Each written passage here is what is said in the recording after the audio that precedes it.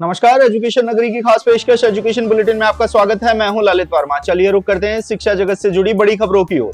2018 की 3 भर्तियों में कर्मचारी चयन बोर्ड के ही 2 कर्मचारियों द्वारा ओएमआर शीट में नंबर बढ़ाने का मामला सामने आने के बाद राजस्थान की राजनीति में भी भूचाल आ गया है। बीजेपी जहां कांग्रेस के काले कारनामों की परतें खुलने पर लगातार कांग्रेस दिग्गजों पर निशाना साध रही है, तो वहीं इस बीच शिक्षा मंत्री मदन दिलावर ने बयान से फिर से राजनीतिक हलचल तेज कर दी है। एक बार फिर से शिक्षा मंत्री मदन दिलावर ने पूर्व शिक्षा मंत्री और पीसीसी चीफ गोविंद सिंह डोटासरा पर जमकर निशाना साधा है। दिलावर ने कहा है कि जल्द ही डोटासरा जेल की सलाखों के पीछे जाने वाले हैं। साथ ही दिलावर ने कहा है कि डोटासरा को अब चुनाव की तैयारी करना छोड़ देना चाहिए, क्योंकि वह पंचायत और निकाय चुनाव के परिणाम डोटासरा जेल की सलाखों के पीछे बैठकर देखेंगे। वहीं मंत्री जवाहर सिंह बेड़म ने भी संकेत दिए हैं कि आने वाले समय में और भर्तियों में हुए फर्जीवाड़ों का खुलासा होगा। साथ ही कई बड़े मगरमच्छ अब पकड़ में आने वाले हैं। 53,749 पदों पर आयोजित हुई चतुर्श्रेणी कर्मचारी भर्ती परीक्षा का परिणाम बोर्ड की ओर से 16 जनवरी को जारी कर दिया गया था, लेकिन अभी तक भी परिणाम बोर्ड की वेबसाइट पर अपलोड नहीं हो पाया है। इसके साथ ही 2 गुना की सूची भी बोर्ड की वेबसाइट पर अपलोड नहीं होने से अभ्यर्थी असमंजस की स्थिति में है। ऐसे में बहुत से अभ्यर्थी हैं जिनका पीडीएफ में रोल नंबर तक नहीं आ रहा है, तो वहीं मेरिट के आधार पर कौन सी कैटेगरी में किसका 2 गुना में चयन हो रहा है, ये तस्वीर भी साफ नहीं हो पा रही है। सबसे ज्यादा समस्या विधवा, स्पोर्ट्स और दिव्यांग अभ्यर्थियों को हो रही है।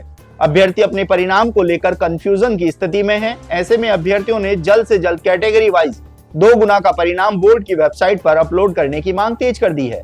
हालांकि अब बोर्ड की ओर से सभी 21 लाख अभ्यर्थियों की ओएमआर शीट भी बोर्ड की वेबसाइट पर अपलोड करने की तैयारी की जा रही है। ओएमआर शीट घोटाले का खुलासा होने के बाद अब बीजेपी लगातार कांग्रेस पर निशाना साधते हुए नजर आ रही है। तो वहीं शिक्षा मंत्री मदन दिलावर ने पूर्व शिक्षा मंत्री और पीसीसी चीफ गोविंद सिंह डोटासरा पर जेल जाने को लेकर दिए गए बयान के बाद अब डोटासरा का पलटवार सामने आया है। डोटासरा ने पलटवार करते हुए कहा है कि शिक्षा मंत्री अपने विभाग को छोड़कर सारी फालतू बातों पर ध्यान देते हैं।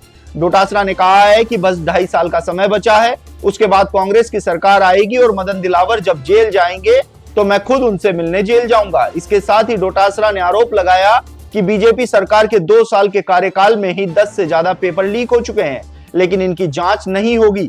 वहीं चोरों को पकड़ने की बात कहने वाले इनके लोग चुप क्यों बैठे हैं? आओ और मुझे गिरफ्तार कर लो। राजस्थान कर्मचारी चयन बोर्ड की ओर से 17 से 20 जनवरी तक तृतीय श्रेणी अध्यापक भर्ती परीक्षा का आयोजन करवाया गया।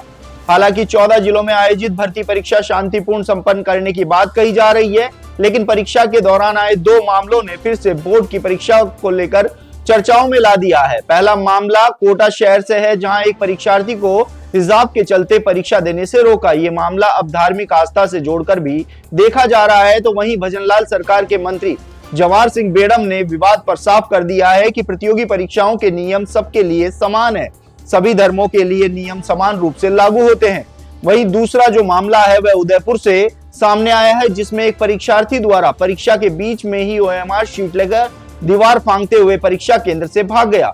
हालांकि इस मामले में बोर्ड की ओर से थाने में अभ्यर्थी के खिलाफ रिपोर्ट भी दर्ज करवाई जा चुकी है। चिकित्सा विभाग की 3 भर्तियों में एक साथ नियुक्ति देने की मांग जोर पकड़ने लगी है। आपको बता दें कि तीनों ही भर्तियों में करीब 2,500 युवाओं का कॉमन चयन होने के चलते अब भर्ती से जुड़े अभ्यर्थियों की चिंता बढ़ने लगी है। अभ्यर्थियों का कहना है कि जिस भी भर्ती में पहले नियुक्ति होगी उस भर्ती से पद रिक्त होने की संभावना है। ऐसे में भर्ती के पद बैकलॉग में जाने से युवाओं को भारी नुकसान होगा। गौरतलब है कि चिकित्सा विभाग की सीएचओ भर्ती में 3,934 पदों पर अंतिम परिणाम जारी हो चुका है, तो वहीं नर्सिंग ट्यूटर भर्ती के 500 पदों पर अंतिम परिणाम और 6,407 पदों पर स्टाफ नर्स भर्ती के अंतिम परिणाम का इंतजार किया जा रहा है। ऐसे तीनों ही भर्तियों से जुड़े युवाओं ने तीनों भर्तियों में एक साथ नियुक्ति देने की मांग उठाई है। वहीं स्टाफ नर्स के भर्ती से जुड़े हुए अभ्यर्थी जल्द से जल्द अंतिम परिणाम जारी करने की मांग भी तेज कर रहे हैं। तो ये थी शिक्षा जगत से जुड़ी तमाम बड़ी खबरें। कल फिर आपके साथ रूबरू होंगे, तब तक के लिए नमस्कार।